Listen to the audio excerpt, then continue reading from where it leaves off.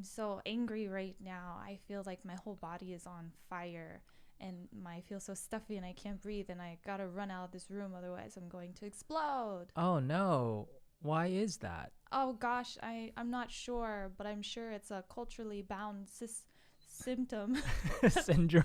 syndrome that I'm suffering from. But I hope the rest of you are not as angry as I am at this moment and that you're ready to listen to a great episode at the Halfie Project podcast. Yeah, this girl's got problems, y'all. Yeah. Well, you must be wondering what's wrong with me. I'm definitely wondering. I'm gonna get in trouble. You made that sound like it wasn't part of the intro.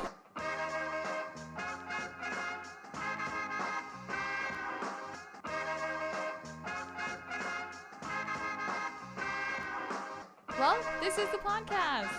It sounds more like a badly written play, but this is a podcast. My name is Becky, and over there is Cedric Skysetti, who never gets angry ever. So this won't relate to him whatsoever. Nope. He's the nicest person you'll ever meet.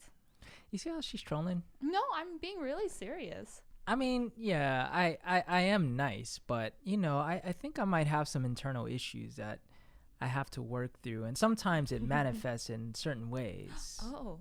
And we'll see if it has anything to do with what we're talking about today. Yes. Okay, maybe by the end of this episode, we'll be able to diagnose you. Yeah. Yeah.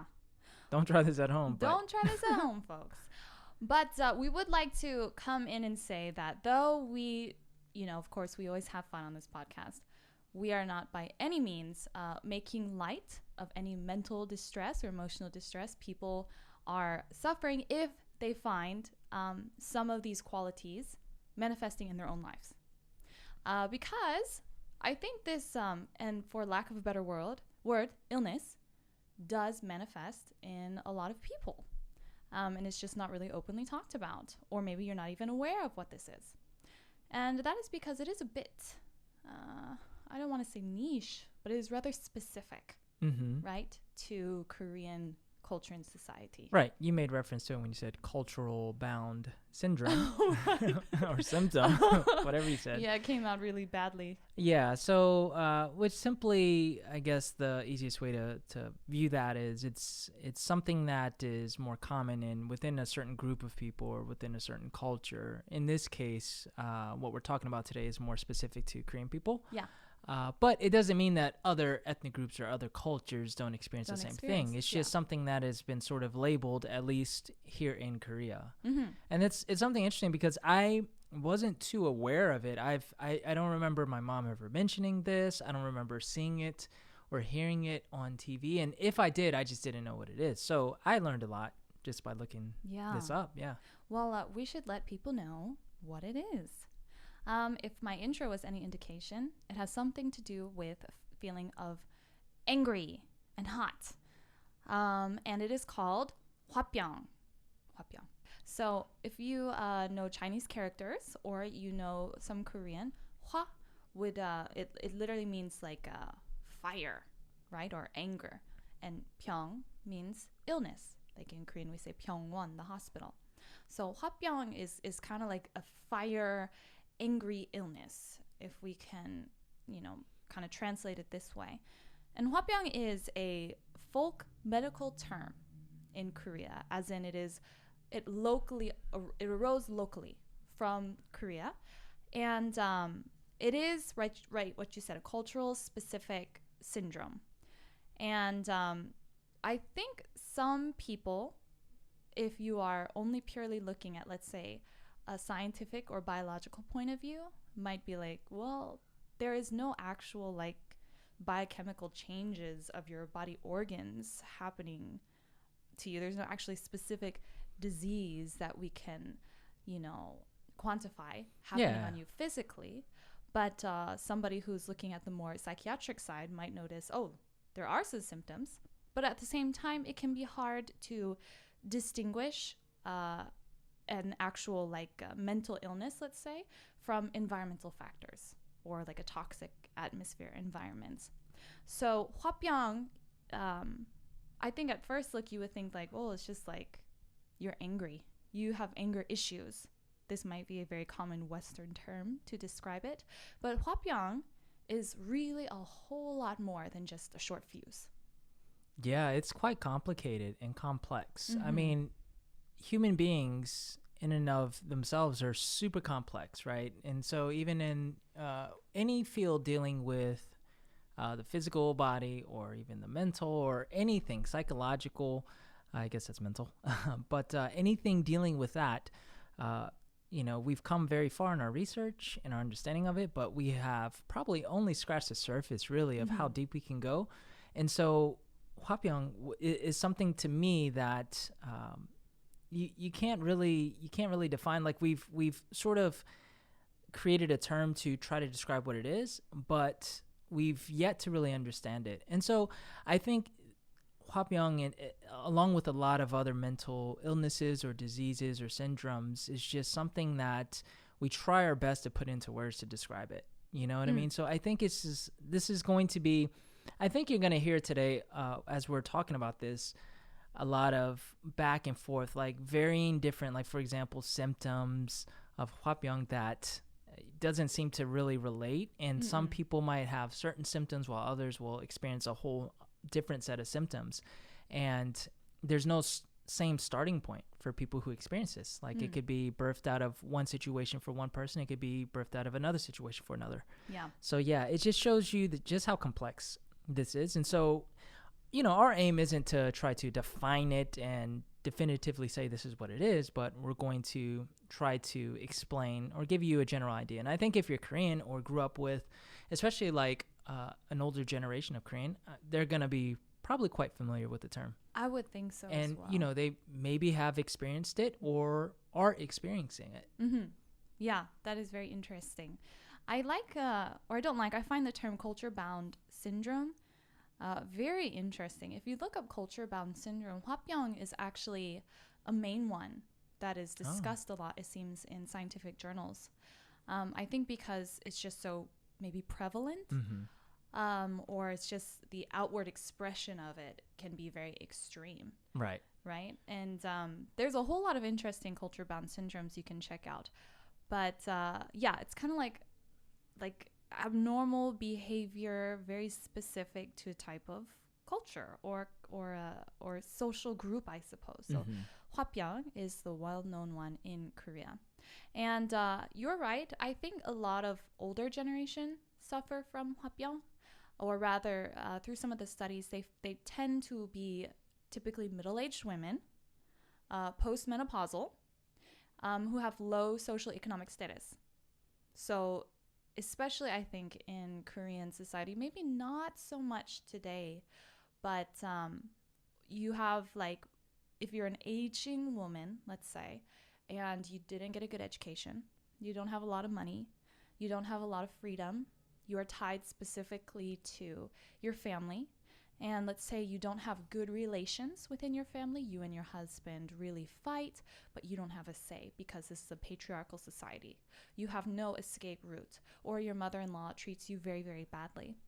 A lot of times, these kind of women who are in these kind of circumstances will feel Hwa-Byung, will suffer from that. And some of the studies do say that a lot of the stressors to cause Hwa-Byung is family conflict, or spousal infidelity, or some kind of internal family issue that these women are just putting down, and then it kind of like explodes, for lack of a better term. Yeah, and one thing to notice is that Korea as a culture is and this is similar with so many different cultures around the world. It's a very patriarchal culture, and it's more it's more catered to men, if I could put it like that, historically speaking, up until today. So it would make sense that a lot of women are sort of victims of something like this because they have to submit, and I'm making a very blanket statement, and things are changing, especially with the younger people today. But what I'm saying is in general, and historically, they've had to submit and really repress even their own desires and feelings and cater to the man and cater to their children. And so, one can see how Hwa-Byung could become a real issue in their lives. Yeah. Yeah. And actually, before we move forward, because I've noticed that we sort of talked about what it is, but how about we give just a solid definition? Oh, okay. Is that okay? Maybe you're gonna have to help me out, Ben. I will. I wasn't throwing it to you for you to do it. Okay, sorry. Yeah. No worries. So here is, I guess, one of the ways we could define Hwa-Byung. Okay, it's a Korean somatization disorder, which is where a lot of psychological or mental syndromes or symptoms can really turn into physical symptoms.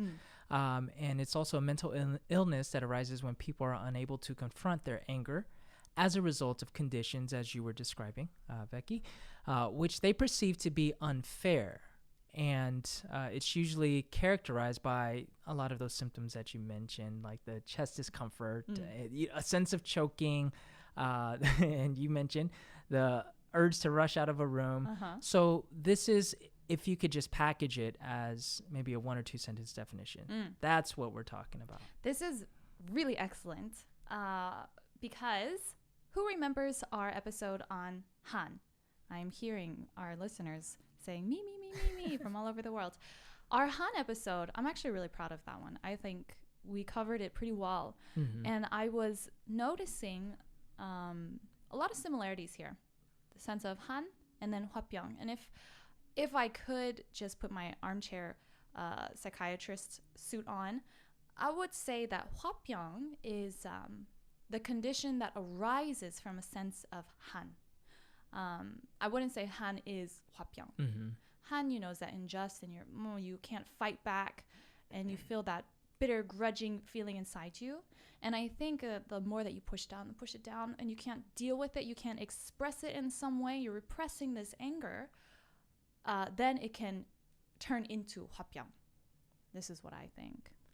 Right. So they're very related and they're two very specific to like Korea and Korean culture. Yeah. And so you can actually experience both or one or the other, but I think it would make sense when people do say that they experience Hwa-Byung, and you could look at their lives and their experiences and you could describe their life as being lived out with this sense of Han that we did talk about. So definitely check out that episode because it was very very eye-opening even for me, but you get to understand Korean people and Korea as a society very much when you understand Han and also Hwa-Byung. Yes.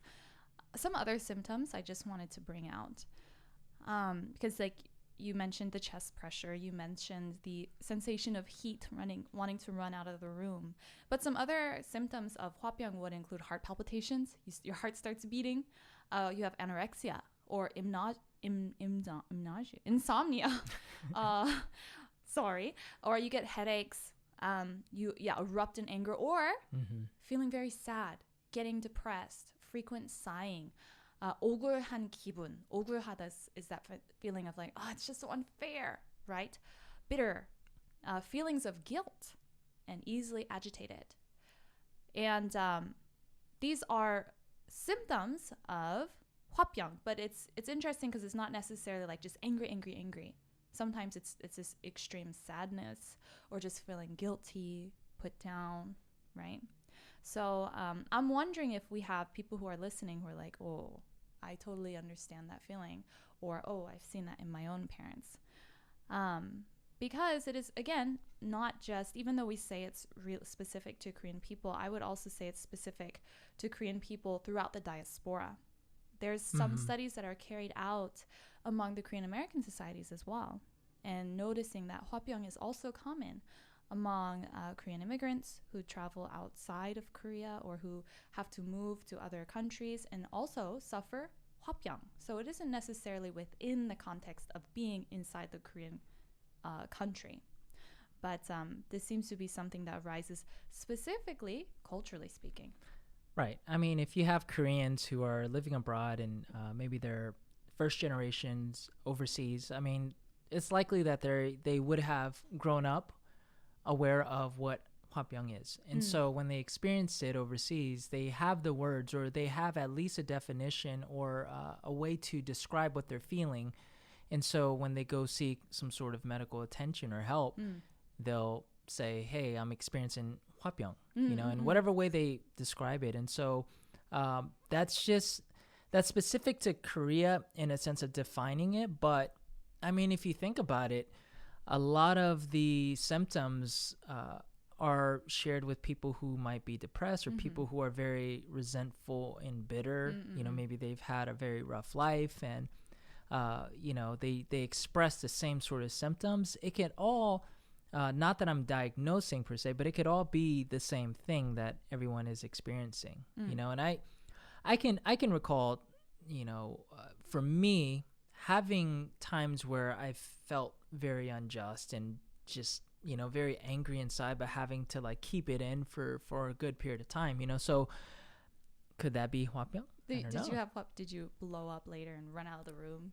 I've had moments where not many, but I've had like I guess maybe one or two where that I can recall where I just sort of, I didn't run out the room, but I think I just sort of borderline almost had just a momentary breakdown.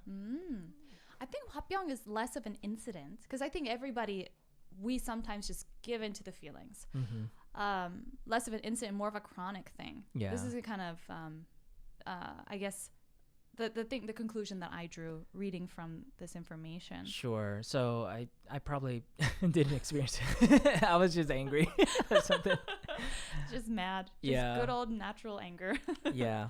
But I mean, you made reference to study. So from what I could see, even though this has been traditionally within the Korean vocabulary for, I don't know how long, I would imagine for a good... Since the Joseon era that I found. And I'll bring that up a little bit later. Sure. So at least 100 to a couple hundreds of years. But from what I was able to see, there were official studies and research that began to be conducted by the very late 70s, late 60s, early 70s. And these were different types of studies, I would say mostly observational, but for example, in 1975, there was a questionnaire-based study where they surveyed Korean people in the rural areas about the concept of mental illness, in which Hwa-Byung was included. It wasn't about Hwa-Byung specifically. And then shortly thereafter, in 1977, there was a systematic study done on Hwa-Byung. I don't know who did the study, so sorry, I don't have the reference for that. But and then in the 80s, we start to see more of these studies come out, and even people in the U.S. started studying it.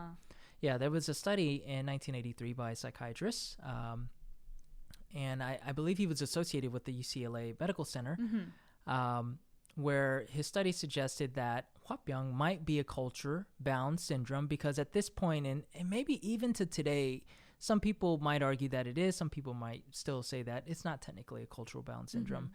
And in that study, after having treated 3 Korean-American women who self-diagnosed themselves as having Hwa-Byung, that was pretty much the nature of that study. Yeah, so I think in the 80s, there was just more research being conducted up until today. Yeah. And, we were, I think, reading some research from the early 2000s. I saw some even from just a couple of years back. Yes. And in Korean research studies, you also find very, very recently ones. Right. Which, it's, I wasn't really dabbling into the Korean research studies. But yeah, so I would imagine that it's been heavily researched in different types of research.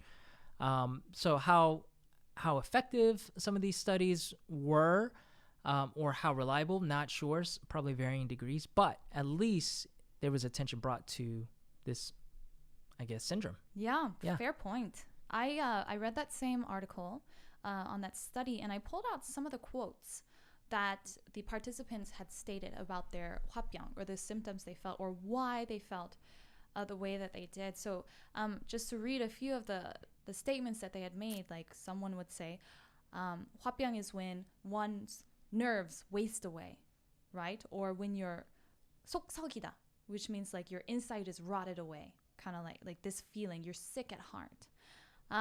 Maybe they would develop Hwa-Byung because they were troubled by specific family members, right? My husband's brother died due to my negligence, right? So they feel this sense of guilt, and I couldn't do anything about it. We were deprived of our wealth in an unjust way. My husband is having an extramarital affair, wastes money, and becomes violent when he is drunk. we're broke after his business failed, or my child developed an incurable disease, or I feel uneasy and tense since I immigrated to the US because the future here is uncertain. And another participant, and again, it's interesting that it's primarily middle-aged elderly women who are making these statements. It's very, very family related. This woman, she's 68 years old, and she really made a very poignant description of how she feels. She said, I feel as though my heart is being scratched by a sharp metal instrument. I feel as though something hard, like a stone, the size of a fist, is stuck at the bottom of my throat. Then nothing comes into sight. I temporarily lose my sight, and I'm troubled by an unbearable malaise causing me to toss and turn all night.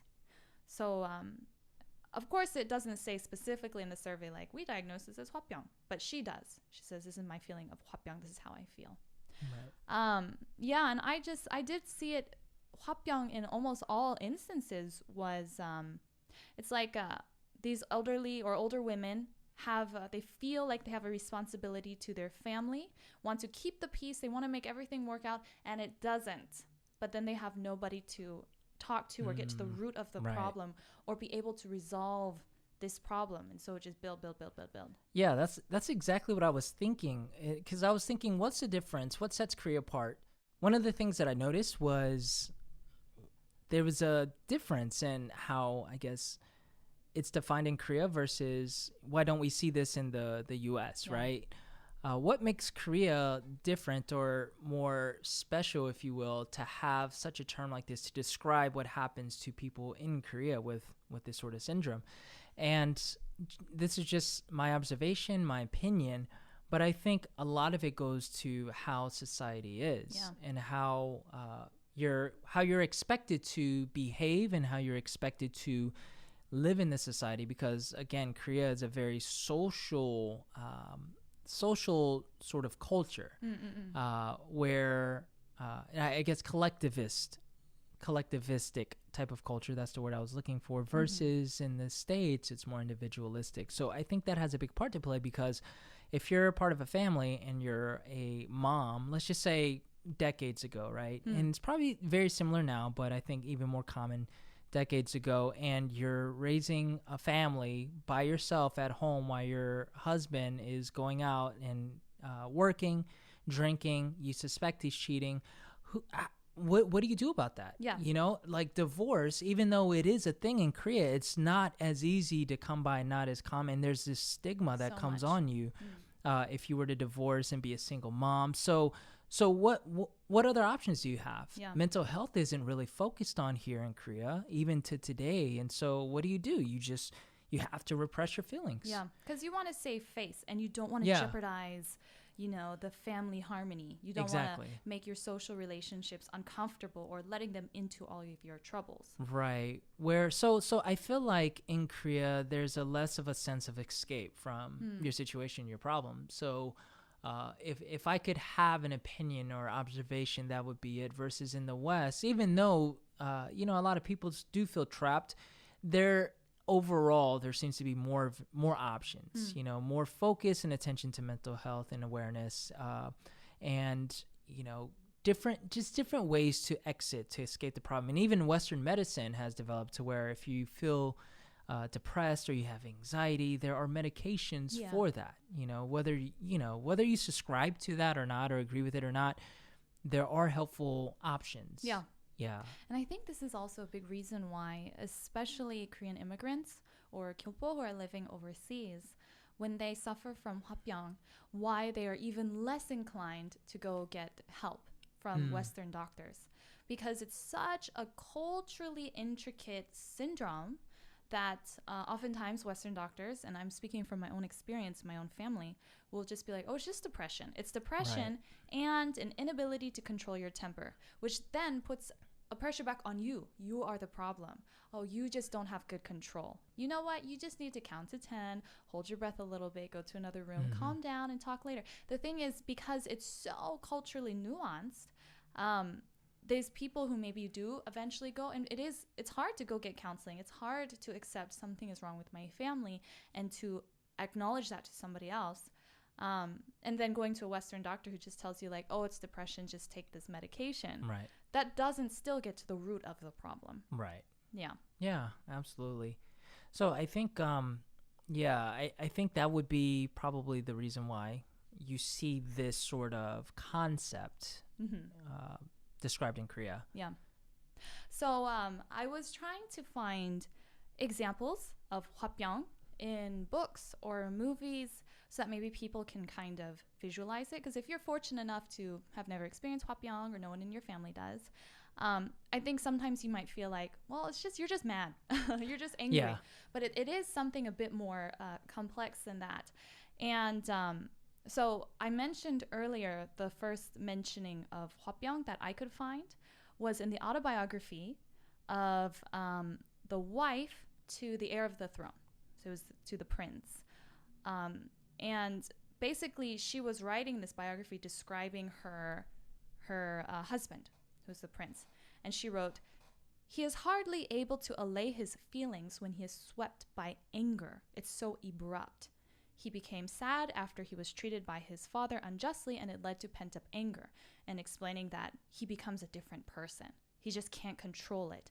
And she's writing it from the point of view of watching what's happening. And it's, again, a relational thing. And there's so many instances in Korean literature and cinema of kings or princes driven crazy, or queens, right? Somebody who's within this royal family driven mad because of this sense of pent-up, oppressed anger and not able to resolve it. And I think one of the best examples that I could find was the movie Sado, or in English, The Throne. I don't know, have you watched this one? I've never heard of it. Okay, so I watched this a couple years back, and it really was like jarring. I'm not going to give it away because it really, really is a great movie, Sado, The Throne. But basically, it's the story of the king's son and it follows him from a very young boy up to his 27 years old, I believe. Historically, it's based on a true story. Up until he's 27 years old. And it is showing how he suffers so much han and inability to connect with his father, the king, who puts these pressures and expectations on him when he's a very, artful, open person he's not like a ruthless political scheming kind of king. And he doesn't want to be king. And then it shows like the unraveling of what happens between their relationship and his mother, and then all of this stuff, and then it really explodes in a scene of extreme anger. And then the last scene, which again I can't give it away, but it kind of represents this hanpuri. And hanpuri we need to mention as well. But yes, The Throne, Sado, if you kind of want to get a visual idea of, well, this is what Hwa-Byung looks like, at least in the literal sense. Literal? It's not literal. I'm sorry. No, I mean based off of literature. The literature. Yes, thank you. I didn't want people to think like literally. In that sense, this is a great film to watch, and also has a really great actor in it. He's so cute. Moving on. Watch it. The end of the movie is supposed to give you a sense of hanpuri. And I guess for hanpuri, that leads more into how do you resolve Hwa-Byung? How do you get rid of Hwa-Byung? Hanpuri, for those again who have some basis of Korean, we know the word han, and then 풀다, 풀다, which is to like unravel or release. Hanpuri, so releasing han, people say is a way to heal your Hwa-Byung through hanpuri. And we'll get more into how people actually treat Hwa-Byung, but hanpuri is the sense of unraveling or releasing this sense of han. And oftentimes, it is through, again, resolving certain issues that you couldn't resolve by yourself through a family member.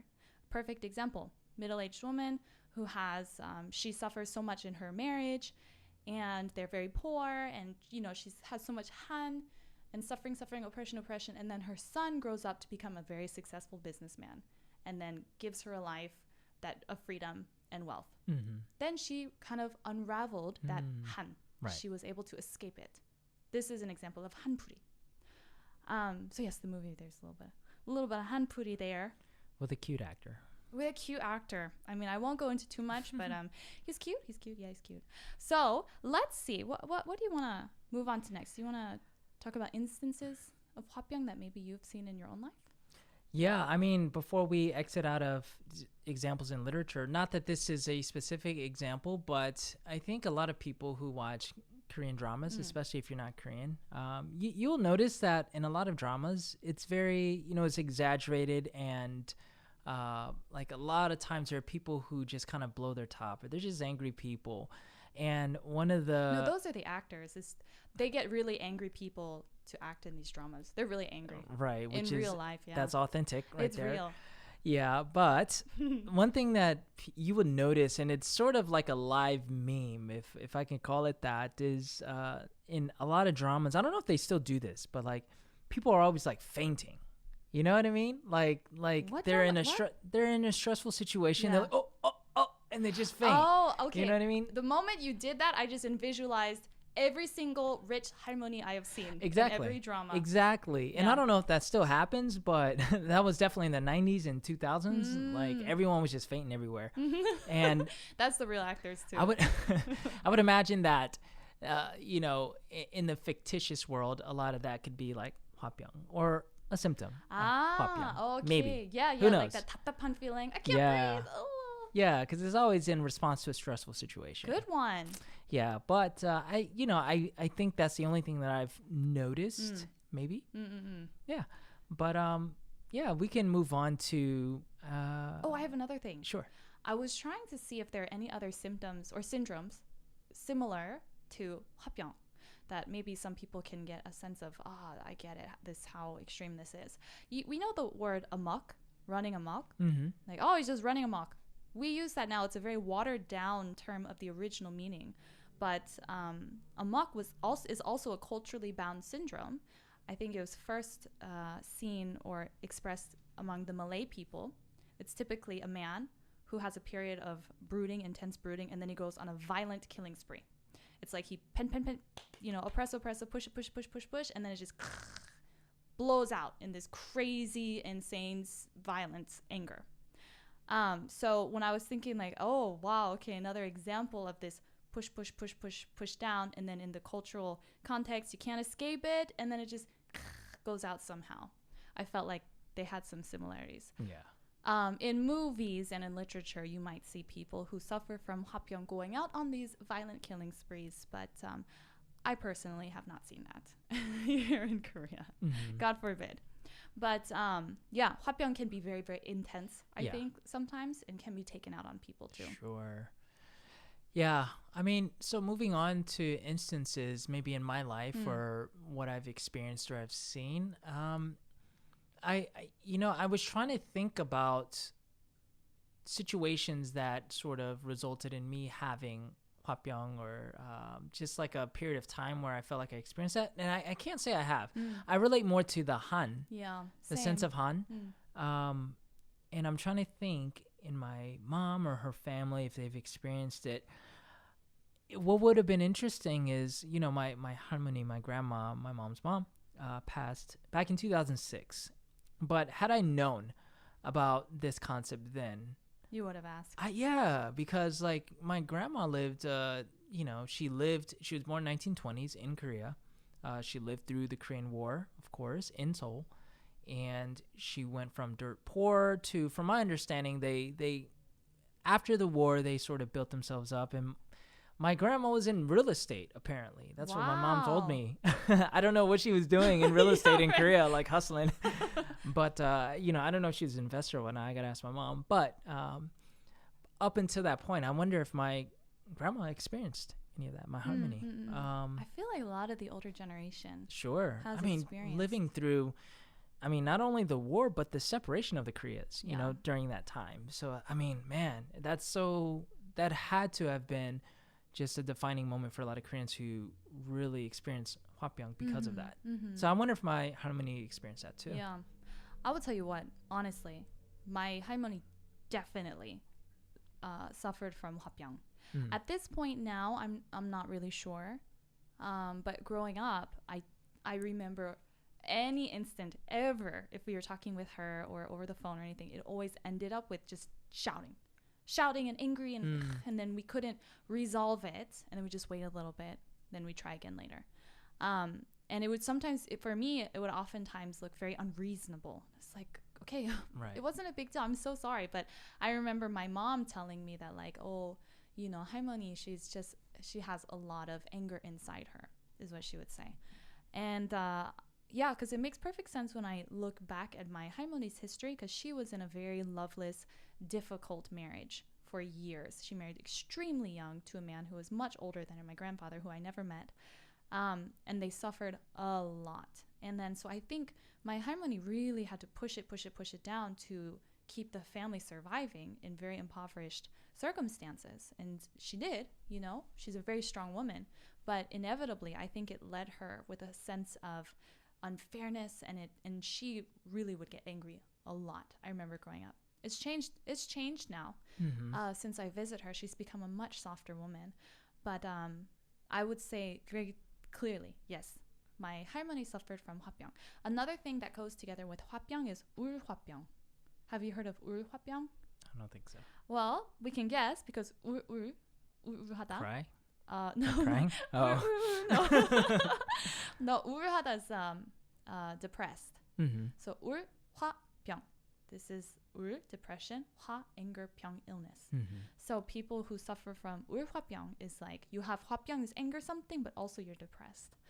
And this is something that I saw in my own mom a lot growing up as well. And so I think this is why a lot of kids, maybe our age or our generation, who grew up seeing this in their parents, feel a sense of obligation. I have to succeed. I got to make a lot of money so I can take care of my mom or dad. I got to, be a doctor. I got to put my own things aside so that I can make things right in my family, because I feel this burden, the sense of responsibility. Because in a way that is leading to hanpuri. This is leading to a release of this depression, angry, whatever that is happening within the family unit that you can't fix or resolve through other things. Yeah. But I'm not a doctor. And I'm not going that route either. So I'll have to resolve it through a different form of hanpuri. Yeah. Shout out to my sister who is a doctor. Oh, wow. And, I don't know if my mom had Hwa-Byung, but I know she's happy. I'm gonna make that money too. Yeah, but it's not because of Hwa-Byung that you want to hanpuri. You just want to do that because you're a happy person. That's true. See, so you're the happiest person ever. Sure. Yeah, but I would not be surprised if many people have seen Hwa-Byung in their own families. And the thing is, again, it's not like we openly talk about it. It's not like we're like, oh, we had trouble at home, blah blah blah. Even with talking with your friends. Because you want to protect the family unit, you want to protect your face, and you don't want to be the one who caused disharmony within your family. Yeah. So following all of this, Hwa-Byung, personally, I believe it's a very legitimate thing. Even though you maybe not be able to physically measure, changes in your body, it certainly affects people in very obvious, distinct ways. And now that the Korean population is growing overseas, or we have, very distinct groups of Korean communities around the world, I think it's really important that we talk about mental health. And we do talk about these socio-cultural factors that might lead to these kind of troubles like Hwa-Byung. Yeah, totally agree. I think it's legit. I mean, at the end of the day, it's just a package, but the contents inside is legitimate with how people feel, their experiences. So even though it does seem like it's sometimes all over the place on what exactly is it, it's hard to put your finger on it. The symptoms are real and the syndrome is real, and so I think it's just, now a matter of just trying to put it into words and understanding it and just finding out how to help people. Yes. Yeah. It came to mind right now. What? The end of Harry Potter in the 7th book, when Harry, oh, by the way, spoiler alert, when Harry Potter goes to King's Cross Station and Dumbledore is there, you have no idea what I'm talking about. Anyway, he goes there and he talks to Dumbledore, and Dumbledore's explaining, like, this is the whole thing, and then right before Harry returns back to life, he says, is this real, or is this all in my head? And Dumbledore says, "My dear boy, even if it is on your head, why on earth wouldn't it be real?" Ooh. Write that down. That's a Dumbledore quote for you. I mean, that's deep. That's deep because it's. I guess the moral of the story is for the individual, it's real, no matter how you slice it. That is true. If it's in your head, if it's physically manifesting, it's still something. Look at you relating to Dumbledore. I never thought I'd see this day. Yeah, I guess so. I mean, sure. We'll take it. Okay, so how then do you heal from Hwa-Byung? What can you do to help yourself if you're having these physical or psychological symptoms? Well, some people who are specifically suffering from psychological distress, oftentimes, especially if you're in Korea, you would seek help from Haniwon, right? Or sometimes even shamans, herbal medicine, right? These more traditionally Korean medical, I guess, ways of treatment, right? In the States, it seems that a lot of Korean Americans would just try to talk about with their family or their close friends rather than seeking professional help. But overall, people who are writing about how do you get treatment from Hwa-Byung did say talking to a mental health professional can really help. Either it can just be, trying to get out this stress, trying to get down to the root of your anger, or if you need to get some kind of medication to treat also depression simultaneously. People have said that this also does help. Another thing was, like I said, hanpuri. Again, it's always coming down to what is the root of my anger? What is causing my anger? Is there any way I can resolve this, right? And sometimes it might feel outside of your hands. But they said psychotherapy combined with drug treatment, combined with family therapy, combined with community approaches, traditional and religious healing methods. The thing is, Hwa-Byung is so cultural and it's not one instant. It's not like a broken leg. Oh, I broke my leg, wear a cast and get some rest. And I'm never, treated a broken leg, so I can't tell you everything you do. But it's not like that. It's suffering coming from all angles and all sides. And so having to find methods to treat it from all angles and all sides, I don't think is an easy task. Agreed. So I think some of the important things that I sort of was just reading about when it comes to how to treat is, again, just making sure that you understand whether you're on, in Korea getting it treated or you're in the West, just making sure that the cultural context is well understood, because that'll help with the treatment. Because again, like in your situation where you mentioned a loved one or someone in your family went to Western medicine, they just sort of like wrote them off, and so they obviously didn't understand the cultural context, nor I would venture to say even cared. So I think just having someone who would understand or seek to understand that is definitely helpful. And of course, individual or even family therapy is another good thing, because a lot of times Hwa-Byung comes from situations within the family. So if the family is open to it, I think that should be a good route to take. I would imagine that it would help. I would like to pull out a quick study that I found where they're specifically talking about how to treat Hwa-Byung. And they were saying that many of the people who were part of their study were saying that the prognosis of Hwa-Byung is very poor. It's very hard to pin it down, for one. And also, they would turn it back on themselves, say, oh, it is my failure to control my mind. Or once my heart is affected by Hwa, it is almost impossible to cure. And they just accept it as like, well, it's just the woman's lot. This is just something I have to endure.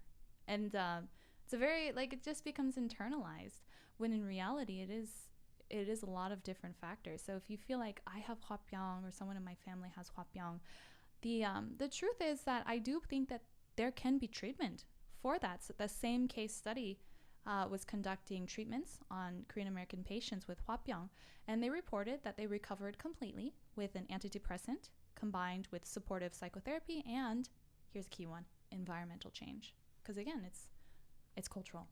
I don't think it's just individually by yourself. It's having outside effects. And then I looked up a Korean site. This is from the Samsung Seoul Byungwon, the Samsung Seoul Hospital. It's very, very cute. And I can see that they wrote this article for elderly people. So they made it very easy to understand. But this is what they suggest. Do work that makes you feel happy. Lightly exercise.